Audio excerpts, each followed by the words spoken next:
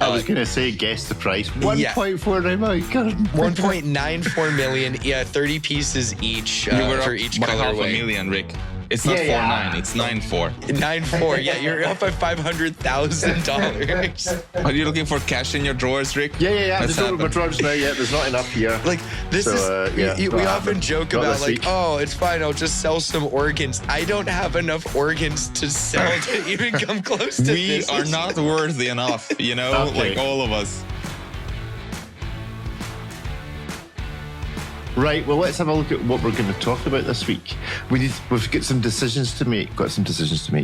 So there's a good couple of articles, there's some good industry news, but what watches are we going to talk about directly, and what are we going to relegate to the realms of hit, miss, maybe?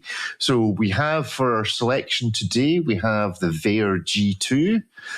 We will talk about David's grinding gears and we're going to have a discussion about whether the flyback article of Mike, whether that is the right spelling of horsey, because I've never really seen it spelled an IE. It's always an EY. So that's the kind of minutiae we're going to get into. But there we go. So we have the camp field timer. The camp field timer?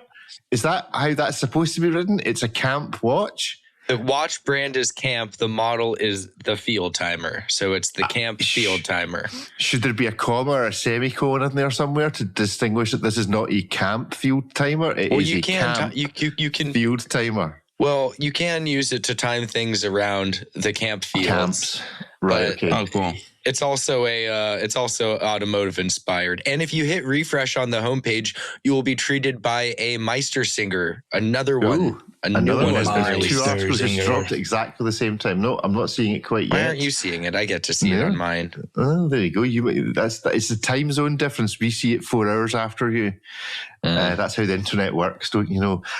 We have the hands-on settings. Second Tzoa Citizen. We have the Richard Mille. How do you pronounce? Never mind. I don't know. Tzoa. Never mind. Tzoya. TSUYU Osa Tzosa? No? So there I was thinking there's nothing sexy about watches, and here comes Citizen the rescue. The Jacob of Co's 60th birthday. 60th birthday what? Let's talk about that one. That one. Let's definitely cover that at that point. Some point. That is it's intimidating. We'll cover that, and then the Sanctuary phonetic spelling of tourbillon, I assume. Tiburon? Santurce, like from Puerto Rico. Are they just making these up? Well, I am. No, it's a place in Puerto Rico.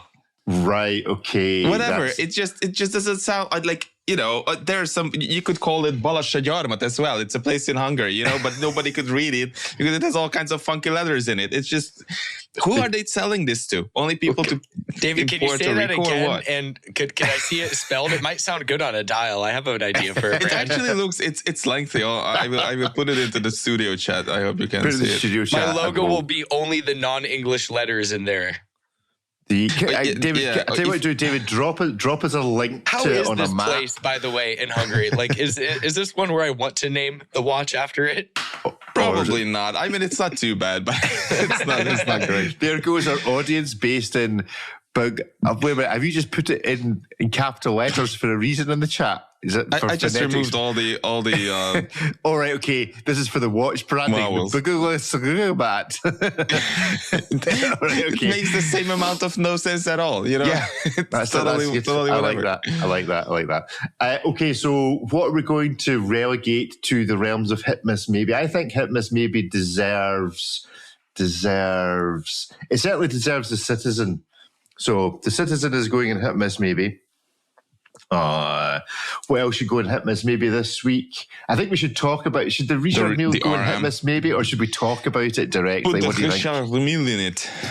I think we put the Richard Mille in hit miss maybe, and we'll talk about the Jacob & Co. Right, what third watch from this week? I think for pronunciation reasons only, it has to be that Santur, Tiburon and Pikachu watch.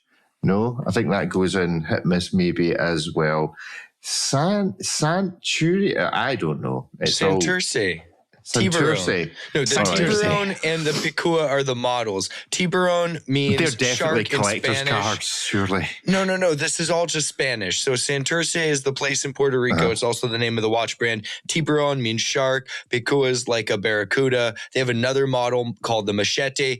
And alongside these very aggro-sounding dive watches are these little plastic kids' watches with corgis on them. Right. That sounds like a website we're going to need to visit during Hit Miss, maybe. Yes. Okay, let's start off then with just drop. Well, we'll see if your article you were just talking about just dropped as well, the Meister Singer. Nope, don't see it yet. Maybe it'll appear by the end of the show. So let's instead talk about the VAER G2 Meridian GMT watch. Is an affordable travel companion. Ripley had a hands-on with this. I quite like the look of this. Not sure what price it is. I suspect it's quite competitive, and that's going to make me like it even more. But did you like it? I did. I did a lot. Actually, it looks like the Meistersinger has been pulled and now scheduled for 5 a.m. So I guess you'll have to sit tight. There's no embargo on it right now. So. Right, okay. No, this is cool. So hold on. Before, does it just have one hand? Yes, but it also shows the hours and the running seconds. Well, you're not telling me it's a jump hour, are you? Please don't be a jump hour. Please don't be another jump hour watch. Okay. Not saying much. Anyway, so the VAER, so one of the things that VAER does that's a bit interesting is they make similar watches at different price points, but rather than just one being like the cheaper version of the other, they'll often do something that makes it feel kind of tangibly different rather than just the lesser version. So their flagship line is the G5. It's a proper traveler style GMT with the Miyota 9075. And so they make the G2, which is a quartz GMT, which is quite a bit more affordable. Prices start at $399. It uses like a Swiss Ronda movement, so a collar style, but Swiss nonetheless. Instead of a ceramic bezel, you get aluminum. The crystal has less of a domed curvature to it, but it is quite a bit thinner. And for a traveler style watch or one that you use for travel purposes, quartz is quite convenient if you don't wear it every day. So this is another solid offering from them. And for those who either want a collar style, want quartz, don't want to pay nearly $1,000 for what is probably their flagship piece, this is a really solid offering, and it's quite thin for a GMT. So quite easy to wear on the wrist. $399. This looks like a actual bargain. No, I really like this. Add an extra $90 if you want a metal bracelet. Otherwise, it comes with a rubber strap, FKM rubber, plus a like a nylon NATO. But it's kind of configurable on their site. So you can get a Jubilee, an Oyster, leather straps, whatever. You can swap out basically the NATO for some of the others for some nominal charges. But yeah, it's quite solid. This is kind of what I would consider to be their second generation of models. The first ones were thicker, they weren't bad watches. They were just thicker. But this sort of shares a middle case with the, I believe it's the DS2 Meridian, which I reviewed not that long ago. It's like $200. It's a dive watch, but this is quite thin. It's like 10 mil, including the crystal or something thereabout. So it's I like it quite a bit. Now, Ripley, did you just take off your leather jacket, throw it on the arm of the sofa to take these photographs? It wasn't the arm on the sofa, but I did take off the leather jacket and I threw it on the table in front of me and then took the photos. That's cool. No, some really nice photos as well. See, that looked, what's this I'm seeing in your photo? Is that your leg? My shirt. My shirt. I'm wearing a gray sweatshirt. Yeah, it's my stomach, I guess. It's part of my chest and stomach. Oh, right. I see. We're looking down the way. So you're right. Rick, you want to take on watch photography? You're reverse engineering here, the background and the pose and everything. Yeah, this is about as close as I'm going to ever get to knowing anything about photography. Yeah, right. Okay, I understand. The angle is important. That's good. Cool. I really like this. David, experience of VAER and thoughts on this watch? Absolutely no experience whatsoever, but I quite like the way Ripley presented it. It looks well made. It looks decently positioned. Why not? Absolutely. Cool.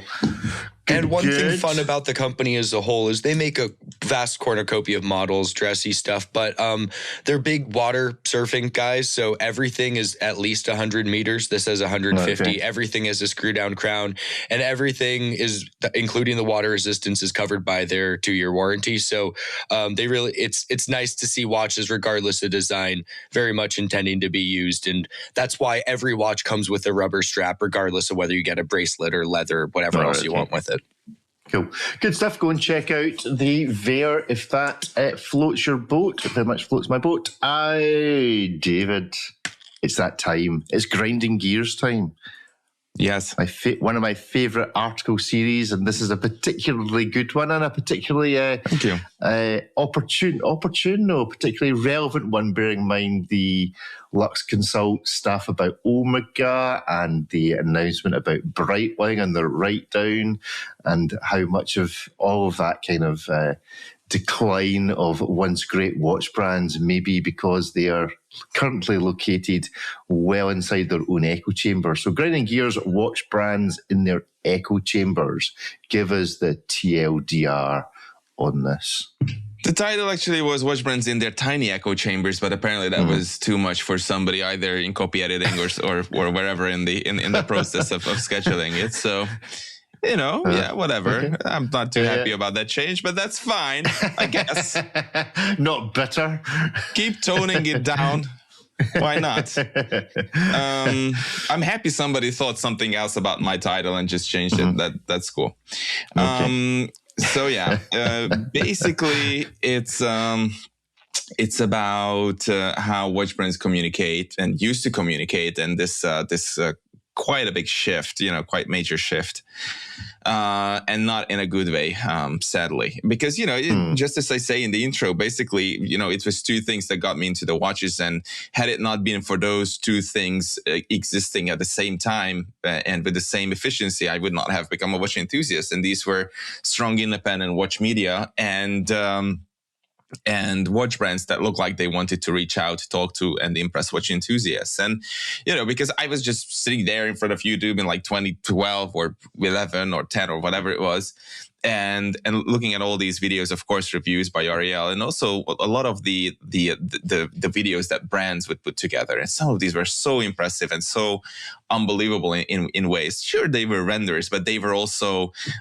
very, fantastic in the way that they presented watches. You could see, winding rotors ricocheting off asteroids and just watch movements assembling themselves, and enormous tourbillons and the way these things work. And you could literally fly through these movements and just be taken into this world. And I used to set this benchmark for not just for myself, but the way the industry presents itself in by saying that if I were to get somebody or wanted to get somebody into the world of watches, what is it that I would show to them from the world of watches? And it used to be these videos. If you show somebody this chiming bird, I added some of these examples to the article. So, I urge everyone to check it out. Like this Jacques Drault charming bird automaton watch video from like 10 plus years ago, Cartier ID2 watch. When was the last time Cartier did anything meaningful? It's one of the largest, most, highest revenue luxury watch makers, and they do virtually nothing whatsoever at all to market their watches or watchmaking in general. I'm not under the impression that Cartier has ever done over the last 10 years, or maybe definitely 5+ years, anything to really convey what is so cool about their watches. It's just a status item. And I get that, it's a lot of it is about that. But at the same time, when you create a vacuum that lasts long enough, it's basically just like the population of a country. If you don't reproduce, if you don't have new people come into the system, then the whole thing will just, die out eventually. And I fear that, that is basically what's happening if it were up to the watch brands only. I'm watching this Cartier video. I'm still not quite sure what it's on about. It's currently talking about light bulbs. If you're tuned into the YouTube channel for today's show, you can see that, or you can go to the article link. In 2012, Cartier presents the ID2 Cartier, the first high-efficiency watch. Was high efficiency really what people were looking for in watches? It's just pushing the boundaries. I mean, they created a watch. This had a vacuum in it. And that in itself extended power reserve by, I think, I don't want to say something stupid, but like maybe like a double-digit percentile or something like that, just because it removed the air resistance of the balance wheel, you know? So cool. it was a really cool concept, you know, and it was durable. They were just stretching, you know, what is it that they could do? Look at this freaking watch and the way Casio, this still hurts me, you know, the Casio edifice. The way they launched their first ever mechanical watch ever in the history of Casio with this. Look at this flat looking, moderately ugly render. It's so unappealing. It's unreal. Is this what the watch looks like? Kinda. And does it make me want to go out and buy one? No. Yeah, I'm surprised the image they sent you wasn't high enough resolution to even go on a website, let alone this size, thumbnail size only. But there we go. Do we miss the years of these kind of Breitling adverts? Obviously, IWC are somewhat known for their slightly, they get themselves cancelled as a brand nowadays if they put out some of the adverts that they used to. Do we miss the... Have you not seen the South Park episode that Woke is dead? You know, you can do whatever now, you know. Also, we can IWC bring back your adverts. Mark my words, it probably won't be IWC, but it's only a matter of time before a luxury watch brand returns with some bombastic marketing. Who do we only think? A matter of time. Who's doing that? I mean, there's a rumor. You'll notice Ariel's not here today. Okay. Ariel is allegedly meeting with GLC. GLC are allegedly for sale. Do we think there's something in common here? Have they, after 3 weeks ago when Ariel was like, just give me the gig, do we think somebody's actually picked up the phone and is giving him the gig? Ripley, before you speak, it sounds like your microphone might be really loud because I can hear every breath you take right now. I'm just that excited. No, your microphone's really loud. Also, how does it? I don't know. It's just what happens. Maybe it's just the world of watches going, we need to hear what Ripley's got to say. So go ahead, Ripley. Yeah, there's nothing I can do to turn it down. There's no knobs or anything. It just is what it is. It's a knobless watch. Push it a bit further. Just like, you can't back up because there's the wall behind you. The wall has come to betray you. Okay. It's like a Star Wars thing. The wall's slowly moving closer and closer to the microphone. I can whisper. Is this better? Whisper. Yes, do that. It's very sexy. Go for it, Ripley. What brand is going to break the woke wall? I don't know. There's a difference between being for sale and being sold. How long has Parmigiani been for sale? And nothing. I mean, if you wanted to buy them and had a competitive offer, I'm sure that brand could become yours. No, Vaucher does not come with it, but that, nothing has really changed despite that being for sale. The brand keeps pumping out some pretty watches, some innovative stuff. And until someone buys it, kind of status quo. So even if something were to be put up for sale, a lot might have to happen before anything changes in terms of what we're getting offered to the public. So someone has actually bought, imagine a scenario, especially linked into this navel gazing that David is referring to. Someone has decided to buy Ariel GLC. Ariel wanders into the boardroom where everyone is sitting there. What's the first words out of his mouth? No more vintage. No more vintage inspiration. I hope it's master compressor. Yeah. Or gyro tourbillon. Or bring back Lambert. Well, Lambert is already there, so that's good. There we go. So who knows? There might be some news out of GLC with their immediate takeover by American ownership. There we go. So combine your thoughts on this article, David, with two bits of watch news that have come in the last week or so. One is this report. So I'm never quite sure where they get their numbers from, but this is the Morgan Stanley report. I'll just display probably the most famous screenshot that will be doing the rounds at the moment, which is this one. If you can read the writing, it's all in fairly small type. That's the previous one. Is that the previous one? Well, where's so it is. Just click right or left or whatever, and then you'll see. Let's see where is that. There we are. Why is it not? There we go. So the main news on this is the decline the seeming decline of Omega. Yep. And then reported in many places is also the complete devaluation of Breitling by its current owners. To what extent is this, which I don't think surprises anybody really, but to what extent is this change of attitude of the brands themselves that's been demonstrated over the last 10 years fundamentally responsible for what's happened to these brands, both the overvaluation and then the coming to Jesus moment of Breitling and the slow but nonetheless steady decline of Omega as a competitor, as an inheritor, as the ultimate chaser to Rolex?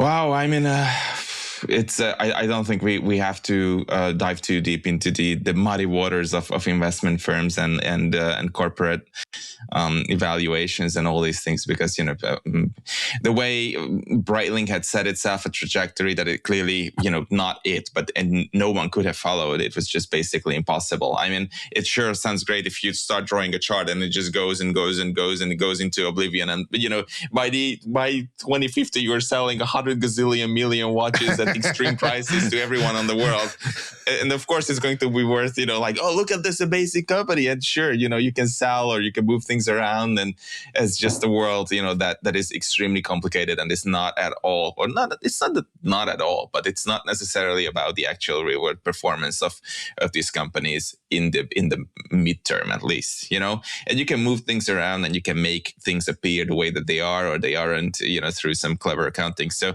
it's not just a matter of, oh, look, Breitling is doing well or not doing well. It's also about winning time. It's also about appearances. It's also about timing when you want a company to appear valuable. And there are times when it really doesn't matter how you evaluate it, or it's not that it doesn't matter, but there are other considerations that these investment firms have to make. So I think Breitling was set totally unrealistic expectations, which they were unrealistic for a reason. I mean, it was only a matter of time, and I think it's hilarious. I remember looking at these Morgan Stanley reports for years on end, and I'm like, this doesn't seem to align with reality. For Omega, for example, this is just like, really that many watches with this much revenue, this high on this list? And then another year goes, and another year, and another year, and boom, there we are in 2026 with a 2025 report, and boom, it's already moving down. And it's selling allegedly 45,000 fewer watches. So it's just going downhill. But the way that these things appear and are listed as just, I think if you keep an eye out, then you can get a very complex picture on the healthiness of these brands, as opposed to just looking at where they are on this list every year, every 12 months. The one obviously that's, I don't understand about this list is, so I was going to make a commentary on Christopher Ward, which is new at 48 pop pickers, and just how many years from now till Christopher Ward is ahead of, LVMH brands, Swatch brands. You can understand it being ahead of Bell and Ross, perhaps. But, when does Christopher Ward surpass Zenith? But I noticed on here, Oris is at 45 with a wee down arrow. But on the year before, it also appears to be at 45. No, Rick, that's parent group and brand. Right, okay. Not year one, year two. Versus 2023. Right, okay. Anyway, the point is that brands like Christopher Ward are coming in. It's qualifying for Swiss made because of its movement, etc.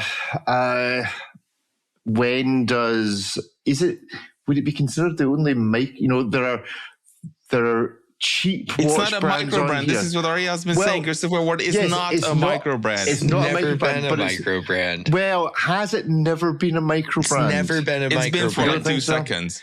No, they sell like 30. 39,141. That's a very accurate number. 39,141 watches with a turnover of 51 gazillion million Swiss francs. And that ranks them at 48 for those who are not watching, just listening. And it's only followed by Roger Dubuis and Ben Ross on this 50 list. I always find it very fascinating. Of course, given the average prices, it's a given. It's very easy mathematically, but practically, it's also a very different scenario to look at. For example, MBNF, who makes not 51 million, but 52 million Swiss francs of revenue, but with just 420 watches, not 39,000 watches. It's just so fascinating. You can tell that the people at the Morgan Stanley phoned up Mike France and said, Mike, we think you're going to qualify for this top 50 chart. You want to tell us how many watches you sold this year? And so he just went into his spreadsheet and went, we sold 39,141. Thanks, Mike. And then hung up the phone. Whereas that's exactly how I imagined it. Whereas everybody else was like, we sold roughly 80,000 Raymond Weil watches. Did you really? Are any of these other numbers not deeply suspicious? I think the Christopher Ward one is probably the bellwether in terms of this number is probably absolutely spot on. These are estimations. A lot of these numbers are not public at all. They have to work their way around. And, of course, there are ways that you can get you can fine tune your estimation. But again, it's also a matter of, is it sell in, sell out? We've been seeing very high production numbers. And then, the reality did not really align with that. And a lot of those watches were either stuck in inventory, and then they had to buy it back, like Cartier did a number of times, and others have done as well, or they ended up on the gray market. Is it sold? I guess after a while, if it's not bought back by the company that made it for hundreds of millions of euros or pounds or whatever, then I guess it's sold. But it's just, there are all kinds of shady business and smoke and mirror stuff you can do to make these numbers appear this way or that way. Well, we do have Omega Corner, so although the Omega has declined, it's now the time of the show where we have to say something positive about Omega, just to balance out the yin and yang of our Omega commentary. So give us one positive thing you've heard in the last week about Omega, David. Ripley's currently panicking. Can't think of anything. He's panicking. Well, I found something my favorite Solid Ocean. Which is a very random transitional model from a number of years ago. That's actually not that difficult to find, and it already has, I think, the ceramic bezel insert, but the older movement and older design, and it's just this sweet spot in Planet Ocean world. I will look it up while Ripley. Look while Ripley panics and thinks of something. Ripley, Omega positive comma. Despite Omega, not failing to take a moment to market something when it can, it really is very honest about its use of titanium. That brand uses both grade 2 and grade 5, and it doesn't try to pretend like one is vastly superior to the other. In truth, grade 5 is a bit stronger than grade 2, but it kind of doesn't matter when you're making a watch case, something that small. And they use it to, they use one versus the other depending on what color they want the watch to be and how they want to finish it. If you notice stuff like the No Time to Die, they want it to be darker and all brushed. It's grade 2. Other models, when it's got like polished lugs and stuff, it's grade 5. But they've always been very transparent about that, rather than trying to spin some multi-page marketing thing on why they're using grade 5 or grade 2 for a specific watch. So I think that's very refreshing in a world where we have brands using grade 23 just because it costs more and is really basically the same as grade 5. It's just a bit more tightly controlled in terms of the tolerances, which is why it's used for medical implants. But unless you're putting the watch inside of you, it's irrelevant. So if that's what the target market is intending to do, who's to knock that for me? Shame you for using grade 5 later for our R-rated show with Rick and Ripley.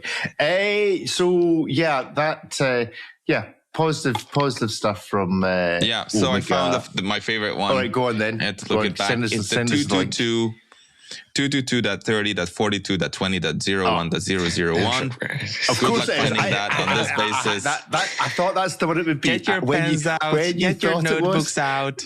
Right, give us those numbers. I will put this in the freaking studio so we can show it to people, so everyone can go on Chrono 20 million and buy it. I want you to read it out. I want you to read it out to me. So read it out to me. This is longer than our WhatsApp number. This is absolutely unacceptable. Needs a jingle. 222. New jingle time. Yes. So it's 222.01001. Right. Let's see if that brings me up something. Omega Seamaster pre-owned. It's gonna be pre-owned because it's an older watch. Yeah, I'm looking to see. We're on. It's about watch 2010 Finder. No, it's that's awesome. useless. It's the one that I want. I've not wanted an Omega this much. Oh, there we go. Probably ever. Right, hold on. Let me see. Is this the correct watch from Chrono 93? Seamaster Planet Ocean. It's a classic. That's the one. What an unappealing picture, but yeah. So when, well done, the Omega catalog. Yeah. Right, so basically, what makes watch, it Ripley. What? Just let's review the watch, right, Ripley? Let's review the watch. Is this a suitable watch for David? Yeah, I think so. This would go well with his Daytona. He has a white Daytona. This is black. This is not a very good photo of this watch, but I've always had a soft spot for these sort of like mid-era Planet Oceans. The current generation's its own thing, but this is before they kind of became super chunky with the like 8900 coaxials, and it's a thinner case, a bit more realistic proportions, but it's also a bit more matured. You get the ceramic bits versus the very first inaugural like 2500 series models. So I've always liked these, both these and the Seamasters, because I believe this is the same generation that if you were to get the Seamaster 300, you get a ceramic dial, ceramic bezel, but without the wave pattern. Yeah, I like these Planet Oceans quite a bit. And what is this, like $6,000? Like this is a relative bargain by modern Planet Ocean standards. For some reason, it's for sale in the UK and it's £5,967. So whether Mike France also priced this watch as well as giving out the numbers of Christopher Ward sold, it seems a bizarrely specific price. What's odd is that it's so much more expensive than it is in Japan and Hong Kong. It's like 40%, 45% more for the exact same watch, which is wild. I always notice that about Chrono 93, that anything that's coming from Japan seems significantly cheaper. Is there but not by a 40% split. That's huge. Well, it's always on the cheaper side of anything you look at on that website. Is there a particular reason for that anyone's aware of? Obviously, there'll be import duties and stuff, which will probably bump it up. But why is the baseline price always cheaper? It's the same as it is with cars in the UK. UK cars, even if they are left-hand drive, they tend to be cheaper than they are in the EU. It's the exact same car, and it's 10, 15, 20%, less expensive. It tends to be in the UK because it's a pain in the neck to bring this in. You have to pay all kinds of duties, so it creates this microcosm where it's difficult for these watches to leave Japan and enter the EU or the US or whatever with all the tariffs and stuff. And of course, you have to look at the yen, the devaluation of the yen against other currencies that makes it cheaper. And again, it's just, and also certain market specific anomalies where these Japanese sellers, of course, struggle to sell these to the EU or whatever. And if it's just not a desirable watch in Japan, then what you're looking at is something that's gonna go for a lot less than it is in the EU. But getting back to this watch just for a second more, I think what's special here is that, as Ripley mentioned, it's thin. It is still thin, as opposed to the full-on updated version that came after this. But it also already has. So this is the first one to have, I believe, the liquid metal ceramic bezel insert, the ceramic dial. So it looks very fresh and very modern while not becoming such a chunker as the ones that came after it. So I think that's just, and 42 millimeters wide as well. So it really is the sweet spot in terms of Planet Ocean. It was limited to 1,948 watches or examples. So it's actually, I don't care about that at all. I wish it wasn't limited. I don't want to have any limited watch ever because I think it's just, it gives me nothing. But it's still a cool little watch. Why is this limited? It's a black Planet Ocean. Like in what? Why? What? Because the case spec says world premiere ceramic ZR O2 and liquid metal. So this was their timid introduction of this novel material. And they were like, okay, let's try. Let's see if it keeps breaking or if it's like some sort of nonsense. And then we can disown it and say, oh, it was just a limited edition. That's why. There we go. There's the back of the watch there. Yep. Of all the limited editions that Omega makes, of which there are an incountable number. An unlimited number. This is kind of one of the better ones to have, where it's of all of the weird contrived things, if you're going to have a limited edition, this is one eerily small relative to some of the numbers they put up. Limited edition of 10,007 units for James Bond.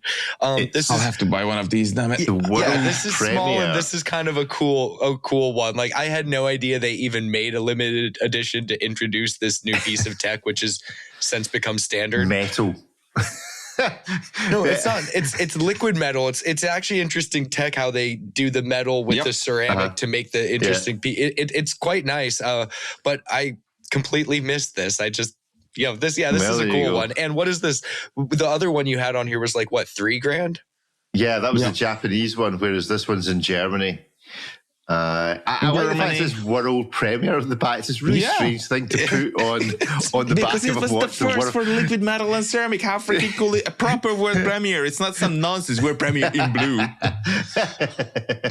Yeah, fair enough. There you go. So if you are a loved one of David, and you really don't know what to buy him this Christmas time, then this is what you need to. They don't have to be my loved one. They can just love me. if you love David, then this is what you should be buying. It's totally not going to happen. If you want to show it this Christmas time, then buy David this Seamaster.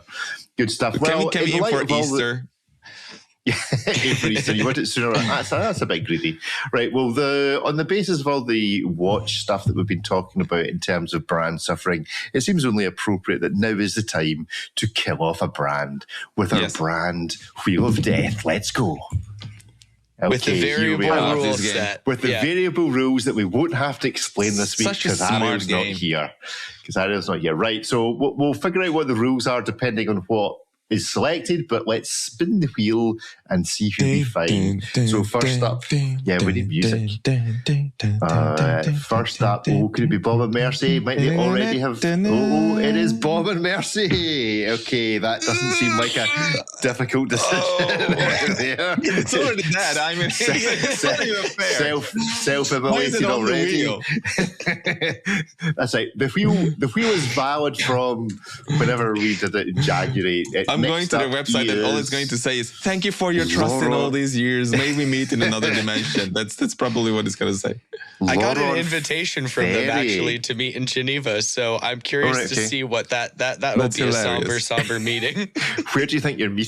Like a telephone box or in the park on a bench? There will be a man. He will be wearing a trench coat. He will have a hat on. He is the man from Bob and Mercy. On us. And then finally, so one very Bob and Mercy, and last up in their website is from 2021. I mean, it's the exact same things as they were like a good number of years ago. Okay. No, 15 hours ago, they sent me an email saying they come to our touch and try sessions at Watches and Wonders. Touch and try. They're just checking to see if their email works. It's possible that because the new when Watches and Wonders was a year ago, that at the end of the last Watches and Wonders, they just set up the auto email send for a year hence, and this is just it sending a year automatically. No one's been on the Mary Celeste that is Bob and Mercy for the last 9 months. Because it's true. So there we go. Right, so we have a brand to kill, we have a brand to keep, and we have a brand to never have remembered. I was trying to think of, because Thanos saying it doesn't really work because he didn't destroy all memory of the watch brand. There must be like a sci-fi series like or something. Butterfly affecting them, going back and just... Yeah, the Back to the Futuring. That's it. Just flashing them with Men in Black style. So you have to start all over. You forget everything that you've ever known.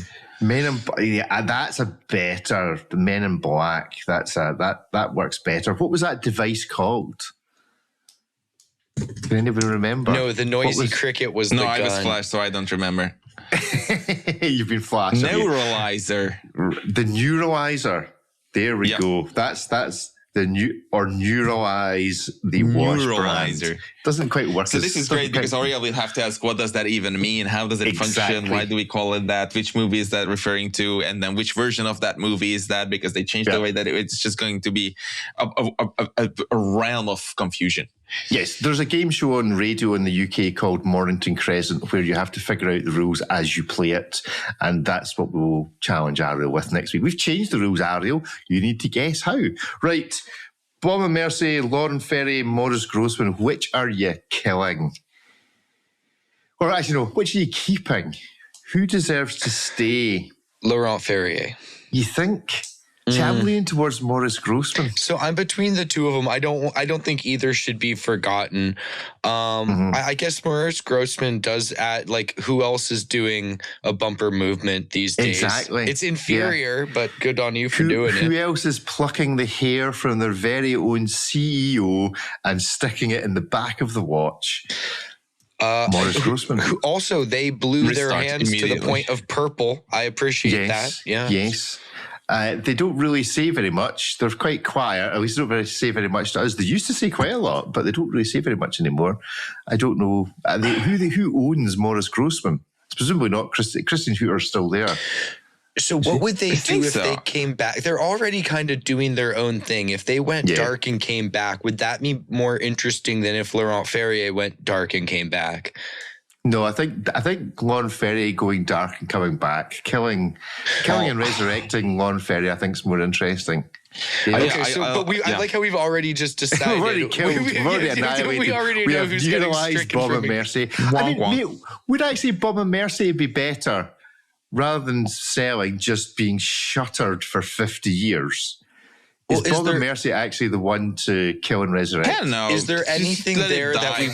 Yeah, is there anything there that we feel is like too cool or interesting that we would want to see shelved and come back and maybe reimagined, or any part of the history? No, to be fair, you're dead I right. really like the VAER. It's actually a really nice little watch. It's not that Baume & Mercier has not made decent watches over the last 5 years. They totally have. It's just a lack of excitement. It's a lack of promotion. It's a lack of communication. The lack of Richmond being in the slightest bit interested in it. Yeah, I mean, it's just a lack of that. I would, And bear in mind, they don't have a stand at Watches and Wonders, and you need to buy your stand at Watches and Wonders, presumably more or less immediately after the last one finishes. They have a stand, they just don't have a booth. It's just literally just like a standing window of like two watches and two people sitting next to So and maybe a sandwich person, with like this like billboard. Yeah. You know how like outside the Apple store, there'll always be a guy standing with a sandwich board with an arrow saying you can get it all done much cheaper around the corner. That'll be the Bob and Mercy. You can go and see Bob and Mercy in the hotel directly opposite the convention There's center. A number of Richmond brands with a Baumatic movement, in their watches. So I guess, that would actually apply where, if you come to Baume & Mercier directly to the source, you can actually get a decent movement. I would restart Laurent Ferrier, not because I don't like the way that it is now, but because I feel like if they could exercise, just more creativity and just unleash whatever it is that they have been doing onto something new, I think that would be awesome. And I personally don't really like Morris Grossman that much, to be honest. It's just a taste thing, nothing beyond that. But they are very, they're a little bit more developed, a little bit more. They're standing on multiple pillars, I guess I could say. So I would keep, I just want to see more of Laurent Ferrier and not really more of Morris Grossman. So that's my logic right there. So we're killing Bob and Mercy. So Bob and Mercy is gone. Let's get rid of it. There we go. Our rule last week was that we kept the other two to be renegotiated again rather than fixing their status. What are we doing this week? Are we removing Morris Grossman and Lauren Ferrier from the brand wheel to forever be kept and or resurrected? So how many are on this list now? Oh, there's quite a few. It's not 146. No way. So if we remove one per week, it's going to take us 3 years to get to the result. Yes. There will be new brands launched in that time. We're never going to finish this. I think we remove them then. I think we take them out of consideration. They are forever. How about fixed? How about or do we just remove the restarted ones as well? Is this stupid? Okay. Yeah. So we remove the restart. So because it's like 50 years at that point. It's so far off. Okay. So who are we killing and resurrecting then? What's the decision? I reckon Laurent Ferrier, but you saying you'd rather kill and resurrect Maurice Grossman? No, I think Laurent Ferrier. I think right now, I like what both brands do. I think there could be a case to be made to keep both of them. But I think there are other brands doing what Laurent Ferrier does. And that can be said for more of the things that I like about them versus Moritz Grossman, which has a few more unique factors. So I think I concur with the two of you. We're keeping the quirky brand. Keeping Moritz Grossman to be chucked back into the spinner. And I would agree. I think they're doing about as much as they can do. I'd like to see more, obviously, but I do think Laurent Ferrier could benefit from marinating and coming out with some really bonkers stuff in 50 years. Okay, so Laurent Ferrier is away and Maurice Grossman gets to stay. I wonder if I can update this. Yeah, I think we'll put like a tally mark. So it has survived, there's a Roman numeral, it's survived the one spin of the wheel. Who else has survived Tissot?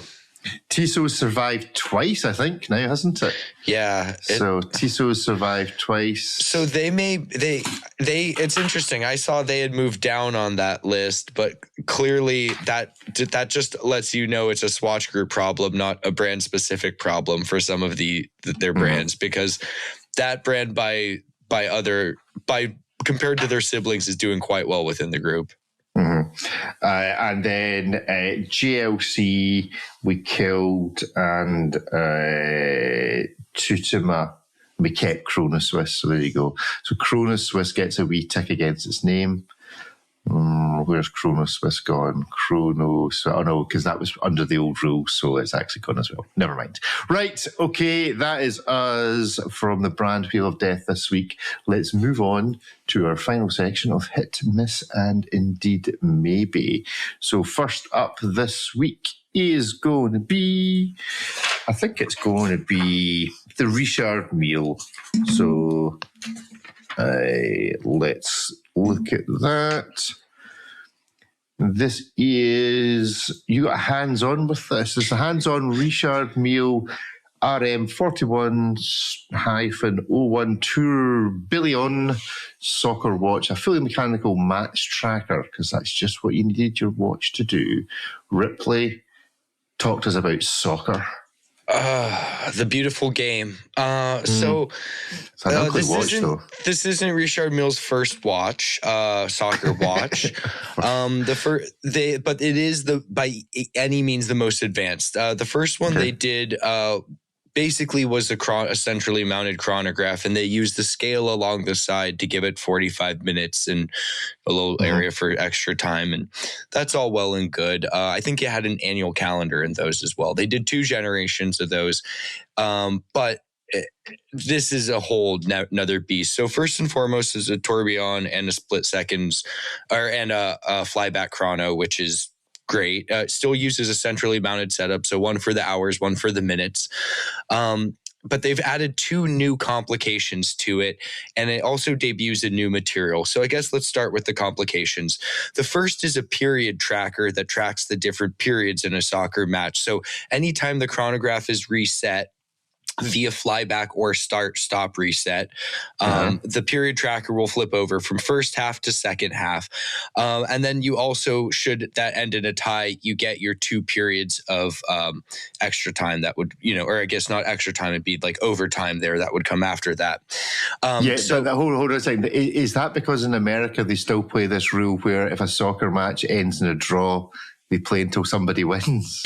No, a lot will end in a draw, but if it's a championship game or something, it can't end in a tie. So you'd go to the 2 15 minutes and before shootouts. So, so the period tracker will track through and let you keep track of that. But you also get 2 mechanical score counters. So if you press the buttons on the right-hand side of the case near the crown, you'll advance these little score counters for one to let you count the scores of the teams. So to use the watch now, you'd press start it and you get the minutes and hours running around the dial. Now at 45, so at like 9 o'clock when this minute hand's there, it would be the end of the regulation time for that period, but there will be stoppage time. So that's that little bit there between like 9 o'clock and the top of the dial.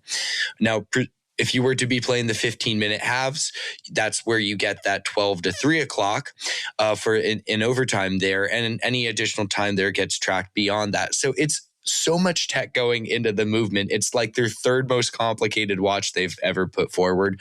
And you also get a new material. So there's a red one and a blue one, but the red one uses basalt TPT. So similar to like carbon TPT or quartz TPT, where it is very thin layers of fibers at offset at 45 degrees, suspended in a resin matrix, you get basalt fibers. And I believe they are 40 like nanometers instead of 35 or 45 for carbon and quartz TPT respectively. So instead of being silicon, you get basalt.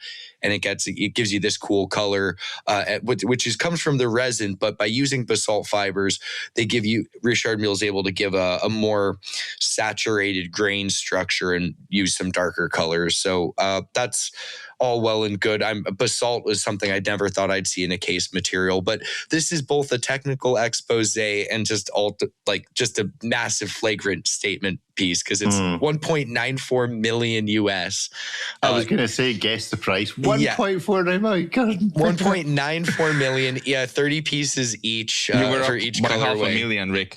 It's not 4.9, it's 9.4. 9.4, yeah, you're up by $500,000. Are you looking for cash in your drawers, Rick? Yeah. I'm just looking at my drawers now. Yeah, there's not enough here. Like this we often joke about like, oh, it's fine, I'll just sell some organs. I don't have enough organs to sell to even come close to this. We are not worthy enough, like all of us.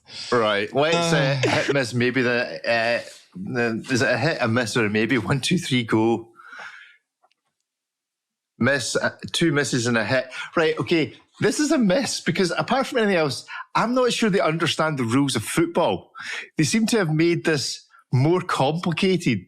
Than the game itself, yes. It costs more than a team itself. You can go buy it like Wrexham circa 5 years ago for this price. To be fair, I have not, I have been involved in football at some fairly senior levels, and this doesn't appear to understand the rules. And also, it needs a VAR button for when you accidentally put that you have scored a goal and then 5.5 minutes later, the assistant video referee says, no, the goal was ruled out and you have to reset everything. So I think, and it looks like it's made of wood. It looks like it's a timber watch. This is for what? This is no. This is just no. Just stop it. Just stop it now, David. And it's not called overtime. It's still called extra time. I always just know it's stoppage and time. It's called injury time. No, they're not injured, Rick. They're acting. It's theatrics. It's called injury time and extra time. It's not called extra time and overtime. So yeah, I agree with that. That should be, stoppage time. And then, I guess period 1 of overtime, that's on the separate image counter thing. I would agree with that. I think the vernacular on the dial could use a bit of tweaking, but at least didn't split it into 4 quarters on the thing. It's hilariously illegible. What I really want is somebody on the side of the pitch looking at hold on. What is the score? I misread that. Actually, it's over. We should have finished 10 minutes ago. I just couldn't read this absolutely microscopic, horrendously illegible, inaccurately legible display of whatever it is. You cannot read it. even if it was twice the size, every single indication was twice the size, you couldn't read it. It's impossible. It looks like a bowl of spaghetti. If you look at it, it's just so random. What's the point? I had to include the renders just so you would know it's not just the photos. From every possible angle, it is. You cannot read it, but that is not the point. At 1.94 million, if that's the type of money you're playing up for your soccer watch, you've got 4 watch butlers with their digital VAR pieces and Hublot smart watches to tell you what's going on. To be fair, you both own the team and have bribed the referee. The score can be whatever you want, and it can finish whenever you like. This is major, and energy. Like, I have this one. I have two. Great. Team red, team None blue. of us can use it. And Why mine is already broken. Well, so is mine. Great. We'll just bring it back to like. And of course, wherever it they has a made it. tourbillon, because why wouldn't you need that? You know, that's Of course, it has to have a tourbillon. I wonder why it's not a minute repeater, so it chimes the goals like ting ting, ting ting ting ting. Okay, I guess it's 2-2 now. You know, it's just that would be brilliant the in only thing the that fact could make me like it more, if it sang me the goals a la Charming Birds style. Yeah, that's another million, but it's happening soon. Or for like the bespoke versions, let it have it sing the anthem of my team. No, the Westminster chime is you get exact in the morning and we can see you sneaking out.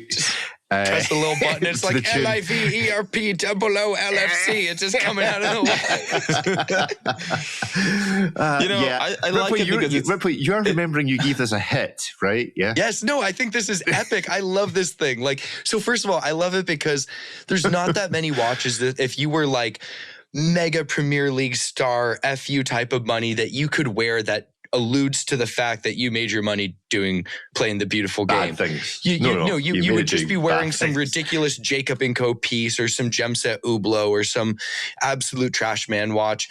But like this, this speaks to a love of the sport of soccer. And if you like own a team or you're a big wig coach or a star or something, absolutely, these need to exist. This is like the soccer. Do they though? Like hold on. Let's find the website. Footballer watches is almost like a stereotype, and like this so perfectly caters to that, with complications tailored to that to boot. Like you have to respect the audacity, even if everything that we've said about it in a negative sense is also true. We're on the Richard Mille website. Please tell me there's a chat bot on here. I hope there's a chat bot in here we can interact with. Right, menu. It seems to have disappeared. There we go. Right. The RM why is it not get? Oh, there we go. Wow, what an amazing case back view. It has to be said, the execution and the layout of the movement and the fact that there were people going to work or, on Tuesday mornings to make this thing work for even like 5 brief seconds before it explodes. I will say this. It's really impressive. When Ryan Reynolds purchased Wrexham FC in February 2021 for approximately £2 million, that is roughly the same price of this watch. Which would you which one brings you more joy? Probably this one. Probably this, to be fair. Look at that. That's amazing. I really like this side of RM. We have to remember that RM is a playful brand, and this is a playful thing. They say 90% graphite titanium, 6% aluminum, and 4% nonsensium. It's just like all this like, ooh, look at this one. We know percentages. Even like the whole Richard Mille website has always been like moment of inertia of a balance will specified to like grams per square centimeter, whatever. Like nobody knows what that means, and every single balance wheel has a moment of inertia. Like it's incomparable because nobody else gives that information. This whole thing is just there to like just justify the price. In case somebody was wondering why it costs so much, it just says percentages and nonsensium a bunch of times. And you have a fast rotating barrel. Ooh. For 1.6, it should be like going like this if I want. It's extreme finishing. Look at this. I bet they're sitting there. They're like, okay, let's imagine these guys who know nothing about watchmaking sitting on a yacht with all their laptops open, trying to think if it was a good purchase or not. And it's like extreme finishing. What the hell does that even mean? It could only have been made better had they not put the E on extreme. It had just been a big X, extreme finishing. Movement characteristics. Look at the shape of that bridge, though. Just look at the shape of that bridge. That looks like that. It has brooch thing that Aragorn wears in Lord of the Rings. That thing is epically shaped. Look at that. I don't know if extreme is the adjective I would use. Look at this nonsense. Shock protection, Kif Elaster, Key E160B28. Thank you very much, Richard. And now that's already 40 grand right there. That's it's very important to note. It's very important to note that the barrel shaft is nickel free.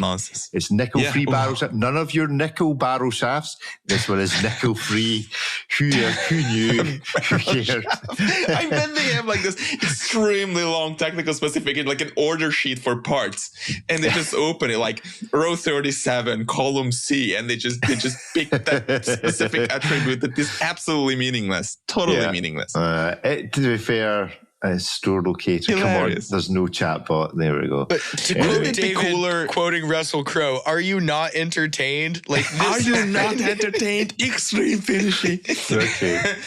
No, fair enough.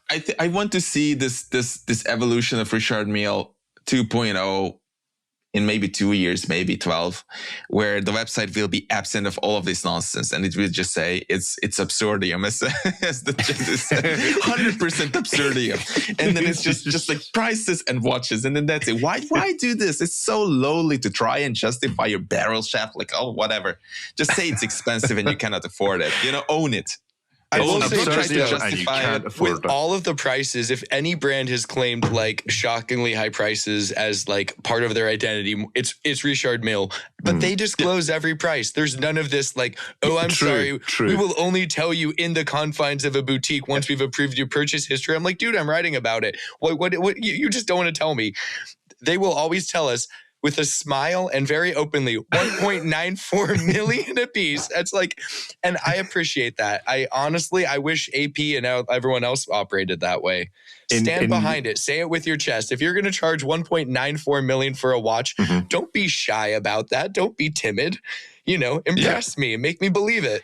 An old friend of mine worked as a salesperson at a Richard Mille boutique, and he told me that there's a certain type of clientele who get very, very seriously offended if you even offer them the prospect of a discount on an $800,000 watch.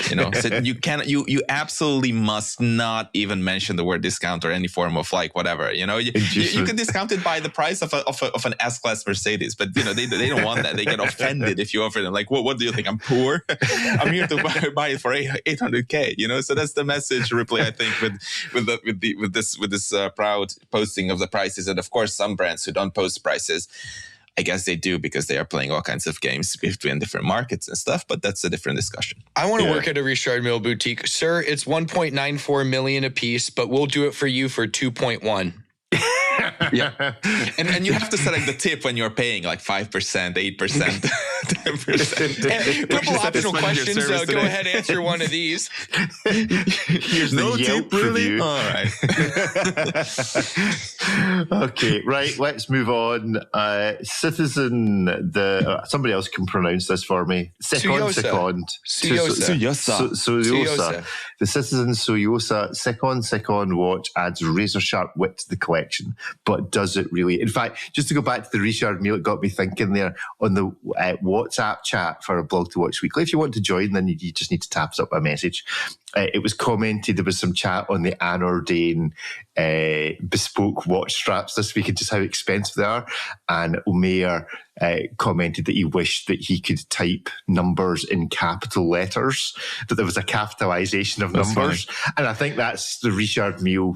Richard Mille is officially the capitalization of numbers when it comes to watch pricing. That and Anordain's bespoke straps. But Citizen Suzuki, no, I still can't pronounce it. Razor sharp wit to the collection. Shall we just go straight for hit miss maybe? So is it a hit? Yep. Is it a miss? Or is it a maybe? Go. Maybe hit. Is that a maybe symbol, David? Or a hit symbol? It's a hit symbol. It's just you're wiggling your thumbs. It's a Caesar.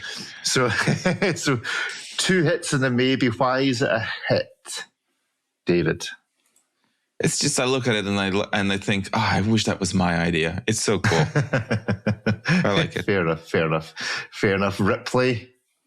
I like it. I think it's cool. This is the right price point to do some of these fun, irreverent second collabs. This kind of calls back to his earliest days before the formal brand collabs, where it was like a modified little hand to go on it, but sort of expanded that to the concept where it's not just the little pixely sword hand. It's cutting through the hour markers. It's simple. It's cool. It's a fun expression of this watch, which I see a lot of them out in the wild. So similar to like the Timex collabs he did, it's kind of cool to have the interesting, fun one amid a sea of people who have the common version.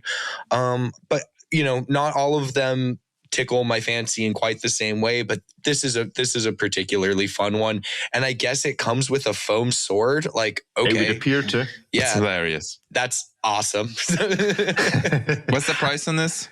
Ooh, the price on this is $495.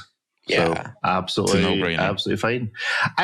The only reason I think it's a maybe is I'm not sure you're allowed to quote yourself on the back of a watch. I'm not sure you're allowed to put your own quotation. I'm not sure I said this. Did you? Did you really? Did somebody else say that?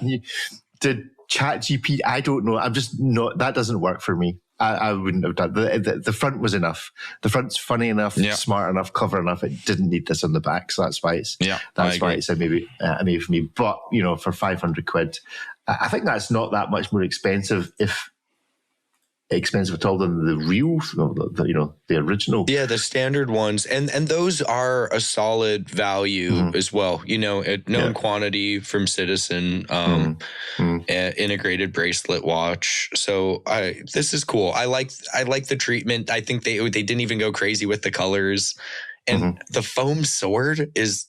Like, of all the random things, I used to joke about Panerai with the toy submarines, or Omega with the lunar rover and challenge coins or whatever, but I feel like I'd rather have a foam sword. Who wouldn't? Who wouldn't, when faced with a choice, rather just have a big foam sword or a big, foam hand? Right, we were going to do the Santurce,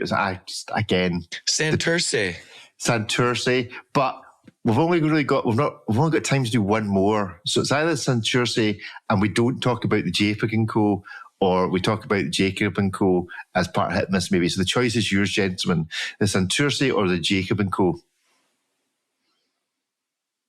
I think the Jacob & Co.'s are ridiculous for those gods on them. Let's look at those. So Jacob & Co. goes into Hitmiss maybe this week. Let's get the image on the screen of this abomination. Fair warning, it has to be a hit not to upset the gods. Yeah, and also Jacob & Co., the main headline this week from Jacob & Co. is that it's the highest, it's jumped the most places on that Swiss industry chart. The highest growing Swiss watch brand, or the fastest growing Swiss watch brand. Yeah, it's amazing how quickly you can increase the flow of the way you might treat money to make it less. Well, also, market share increases a lot when you're selling $31 million like billionaire watches. 31 million is that's like all of the turnover from some of those guys around the 50 position point. Yeah, I'm just looking at the grotesque veiny arm, and it's just like this is a wild piece. It is terrifying, if I'm being honest. Okay, so hit miss, maybe 1, 2, 3, go. It's clearly a miss. Oh, Ripley's giving it a maybe, and so is David. Right, I can't not give you the maybe. I mean, just hedging your bets in case that god does exist. I like the concept. It's just like it's the fact that they haven't even tried, apparently, to make this look even remotely, not even accurate, but not even plausible. Like, it's just like it's a first try on this figure. I think they really haven't had a second go at it. Like, this is what it looks like. I did count the number of fingers just in case it had been created by ChatGPT, and I really like the concept. Had 6 fingers. This should have already existed, really. And I'm surprised that it only exists just now. And then on the back, you see, no quotes. Look how humble Jacob is. It's just a Godfather-like picture of him in black and gold with a signature. I find it funny how it has a crown on the back and also on the side. Yeah, I still really understand. I've not read the details as to why. Oh, look at those lugs, those like Corinthian pillar lugs. Oh my God. There are these famous, is it the word disinhabited or disused palaces raised by gypsies in Romania on the side of the road, where you go and they have like they're sometimes they are not even complete, but they are very baroque and they're very lavish and all these things. And it's a thing. You go to Romania and it's just a bunch of these things in the middle of nowhere that look like they are palaces or something, but nobody lives there. And the case profile reminds me of some of the architectural solutions that they have found. But overall, I like this. I think, I wish I was like this sort of steroid enthusiast who could just rock this. the watch for steroid enthusiasts. Yeah. I do remember traveling in Romania, and I don't know if it still is the rule, but it used to be the rule that if you didn't finish your house, you didn't pay tax on it. So you get all of these massive houses with a floor on the top that was still just the construction works and the breeze block. The house below it was absolutely magnificent, but they had like a third floor that was still incomplete. And it meant that you didn't pay a completion tax in the house. And this also looks a little incomplete to me. Not that much, but just a little bit. So this is what really ties this picture together. I think it's really, I mean, this is a giant of a man, but he appears to have like 4.5-inch wrists. And he's squished together by the bezel, so it looks like it's an odd posture. There are a number of these facades here in Budapest that are, beautiful buildings, and they have these atlases holding balconies, next to the entrances. Some of them are so beautifully done and so amazing. And this one is just like an uninvention of the Vitruvian Man, really. David, it's basically, it really is. Okay, and I've not looked how much it is. You want to have a guess? Well, this reminds remember the Patek Philippe watch that had Stern Senior's face on it? I mean, to be fair, I saw 690. I saw 690. I saw 360,000 and thought, oh, that's surprisingly competitive for Jacob & Co. Yeah, it's a lot of gold. I hope it's all gold. Well, maybe it's. I hope even the figure is solid gold, so that the whole thing is just extremely heavy on the wrist. That's what I mean. Look how it is pretty. It is a bit of a chunker. Look at Ariel's wrist. Ariel's was a small man. Pose. It's kind of like an NBA type of thing, except instead of the ball, he's sort of holding the tourbillon there. And then what's going on with the side under his pec, where he's got like the whole rib cage of another human? Yeah, he also appears to be looking at something which is not the tourbillon. I'm not sure what he's looking at. Maybe he was looking at the tax inspectors chasing him, wondering where he got all that money from. He's a god. He doesn't pay taxes. Hey, look at it. You can see everywhere all at once. There we go. So there's the Jacob & Co. To be honest, I appreciate Richard Mille having its own fun and Jacob & Co. having their own fun. The world of watches is a more hysterical place because of this. Yeah. You know what's wild? How many of those Jacob & Co. watches you could buy for the price of the Richard Mille? Like, in what world are you buying? Have them on your forearm. Like half a dozen of those bad boys. Well, that is our show for this week. We hope you enjoyed it. We've seen you in the chat, but there does appear to has been a problem with moving the chat onto the main show this morning. Don't know why. But thank you, the usual suspects, for joining us. And we will see you in a week or so's time. Cheerio. Bye-bye. Thanks, everyone. Catch you next week. Bye-bye.